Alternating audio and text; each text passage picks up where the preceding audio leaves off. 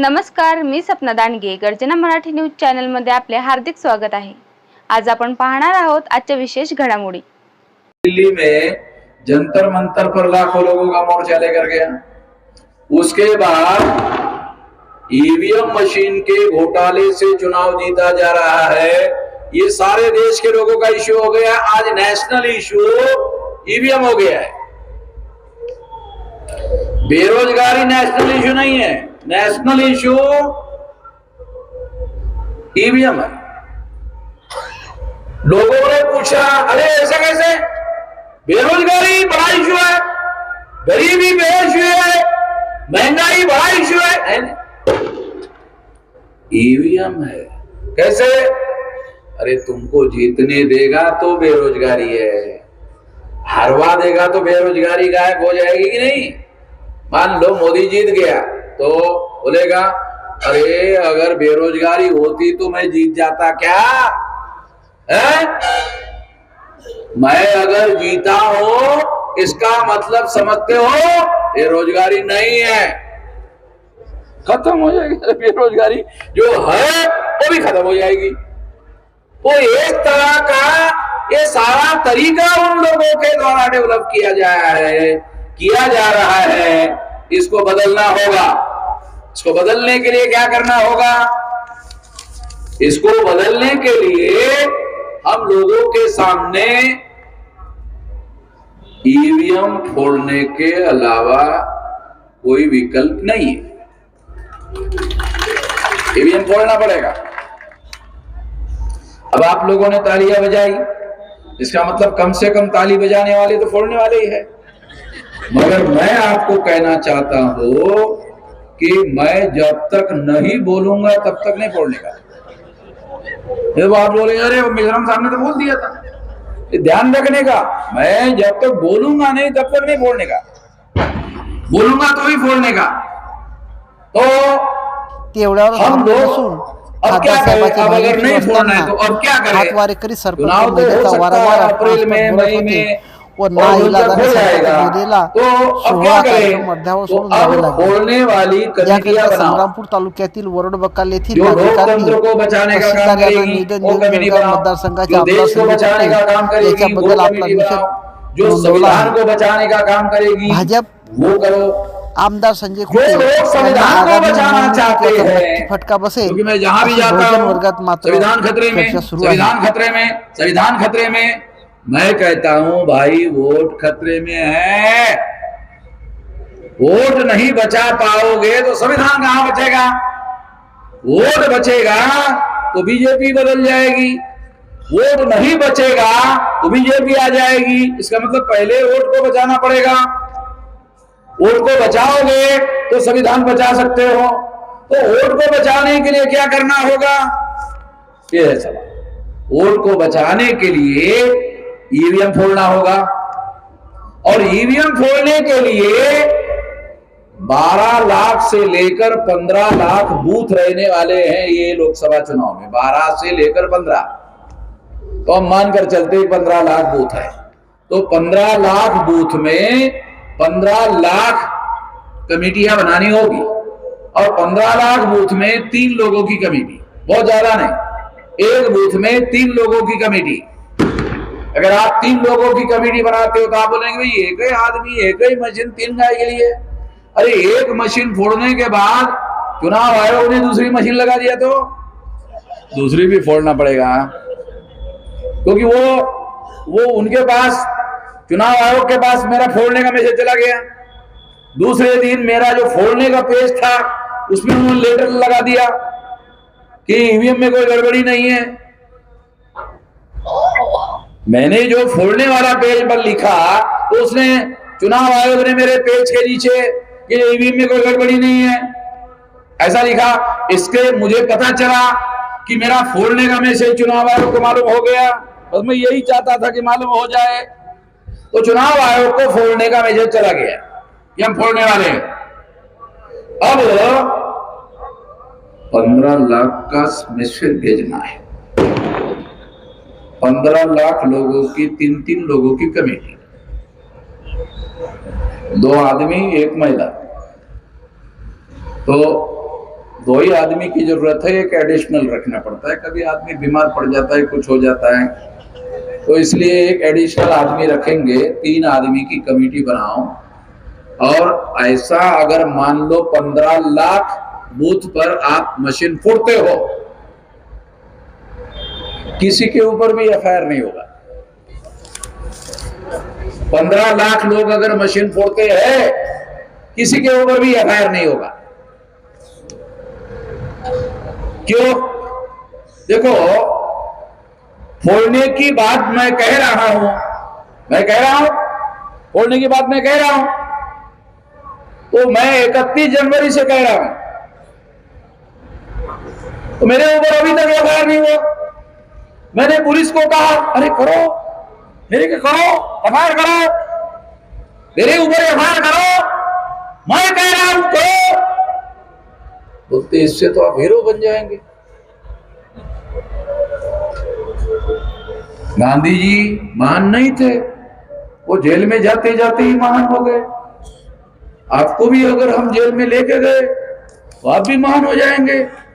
गांधी जी ने अंग्रेजों को भगाया था, बाद में आप भी हमको भगा देंगे। खाली संकट है, इसलिए आप बोल रहे हैं, बोलो। तो ईवीएम मशीन फोड़ने वाली बात लीगल नहीं है, इलीगल है। एफआईआर होना चाहिए। बाड़ापुर के पुलिस वाले शायद ज्यादा बुद्धिमान लोग लगते हैं, शायद वो कर लेंगे। करे, कोई बात नहीं, अच्छी बात है, वो मुझे अरेस्ट कर ले। वैसे सरकार से आदेश नहीं है करने का, क्योंकि मुझे अरेस्ट करने के लिए उधर से सिग्नल जरूर है, तो वो मुझे अरेस्ट नहीं करते हैं। मगर ये इलीगल बात है जो मैं कह रहा हूं, इसी के आधार पर मैं अरेस्ट किया जा सकता हूं।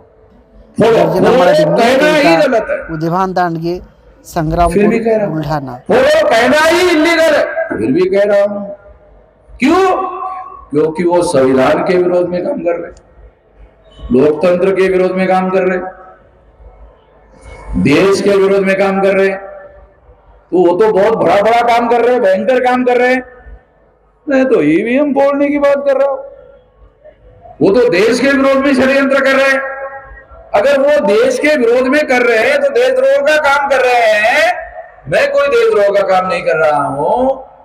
मुझे मालूम है कि पीपल्स रिप्रेजेंटेटिव एक्ट में 2-3 साल से 6 महीने से लेकर 2-3 साल से ज्यादा सजा का प्रावधान नहीं है। मगर मैं कहता हूं कि मैं तो जेल में जाने के लिए तैयार हूं, चाहे जितने लेके जाते हो। तो अगर वो मुझे लेकर गए तो ये आंदोलन सारे देश भर में बहुत कम समय में फैल जाएगा। तो मैं चाहता हूं जरा जल्दी फैल जाए, चुनाव के पहले मुझे अरेस्ट ही नहीं कर रहे। तो 15 लाख बूथ पर अगर 15 लाख लोगों ने मशीनों को फोड़ा, किसी पर भी एफआईआर नहीं होगी। अगर 2-4 लोगों ने मशीन फोड़ा तो एफआईआर जरूर होगी। देखो, बहुत मजबूत लॉजिक आपको बता रहा हूं। अगर 2-4 लोगों ने मशीन फोड़ा तो एफआईआर होगी। 15 लाख लोगों ने मशीन फोड़ा, पुलिस वाले क्या सोचेंगे? अरे इनकी सरकार बनने वाली है। 15 लाख फोड़ते तो इसका मतलब सरकार इनकी बनने वाली है। अगर सरकार इनकी बनेगी तो सारे नमस्कार भी हमको उनको करना पड़ेगा। अरेस्ट के लिए करे तो ये, अगर उन्होंने हमको अरेस्ट नहीं किया तो 15 लाख मशीन फोड़ेंगे। 15 लाख मशीन फोड़ेंगे तो 15 लाख मशीन फोड़ने के लिए कमेटियों का गठन करो। कमेटियों का गठन करेंगे। अगर हम लोग कमेटियों का गठन कर लेते हैं, गठन करने का काम शुरू हो गया सारे देश भर में। 3 दिन पहले बोलूंगा आप फोड़ो, तो 4 दिन पहले ही खबर आ जाएगी कि बैलेट पेपर आ गया। अरे समझ, ये लड़ाई लड़ने का आंदोलन शास्त्र है जो मुझे ही समझ में आता है। ये किसी यूनिवर्सिटी में नहीं पढ़ाया जाता, किसी कॉलेज में आंदोलन शास्त्र नहीं पढ़ाया जाता। वो मैं जानता हूं और इसके आधार पर बता रहा हूं 15 लाख लोगों को जेल में नहीं डाला जा सकता, क्योंकि 15 लाख लोगों के समर्थन में 15-20 करोड़ 25-50 करोड़ लोग समर्थन में हो जाएंगे, क्योंकि सहानुभूति भारत में बहुत जल्दी फैल जाती है।